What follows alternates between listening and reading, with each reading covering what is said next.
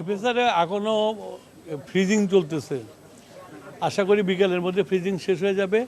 Freezing শেষ হয়ে গেলে বিকাল থেকে গ্যাস সঞ্চালন আবার শুরু হবে এবং সঞ্চালন শুরু হয়ে গেলে আস্তে আস্তে আমাদের যেখানে প্রেশার কমে গেছে প্রেশারটা উন্নত হবে এবং মোটামুটি যে সমস্যার মধ্যে পড়েছি সে মধ্যে উত্তরণ করতে পারবো। কতদিন লাগবে স্বাভাবিক আগের মতো হতে? স্বাভাবিক হতে 2-3 দিন লাগবে, মিনিমাম 2-3 দিন লাগবে। আগের পর্যায়ে চলে যাবে যে গ্যাস যে অ্যাভেলেবল এটা বন্ধ হওয়ার আগে যেমন ছিল তেমনই হবে। বিদ্যুৎ সংকট হয়েছে, বিভিন্ন জায়গায় প্রচুর লোডশেডিং হচ্ছে। স্বাভাবিক হবে, গ্যাস না থাকলে মানুষও পাবে না, আমার পাওয়ার স্টেশনও পাবে না। এখন আমার যে পাওয়ার স্টেশন বন্ধ হয়ে গেছে ওগুলো আবার চালু করবো। আপনাদের অনেক কাজের প্রশংসা হচ্ছে, কিন্তু বিদ্যুৎ গ্যাস নিয়ে সমালোচনা হচ্ছে প্রচুর। এটা নিয়ে আসলে সিরিয়াসলি কি চিন্তা করছেন আপনারা? আপনাকে আমি একটা কথা আমার কাছে আসেন,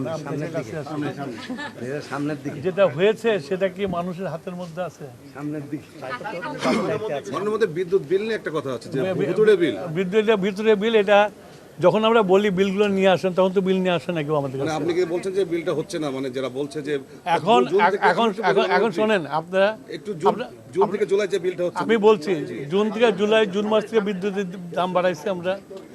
2 নম্বর, মার্চ মাসে যে গরম ছিল জুন মাসে সে গরম ছিল না।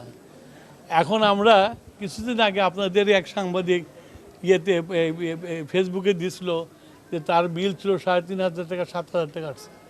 আমার লোক যে পরীক্ষা করে দেখে আসছে উনি 2 এয়ার কন্ডিশন চালান, ওনার কি বলে ফ্রিজ আছে, ওনার ব্লেন্ডার চালান উনি।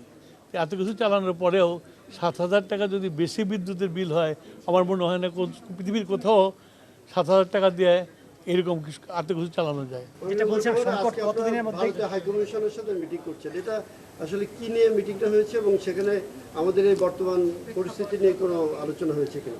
ব্যাপার হচ্ছে যে ভারতের সাথে মিটিং তো আমার সাথে তো এর আগে অনেক অ্যাম্বাসেডারের সাথে মিটিং হয়েছে, সেরকম রুটিন মিটিং ভারতের অ্যাম্বাসেডারের সাথে হয়েছে।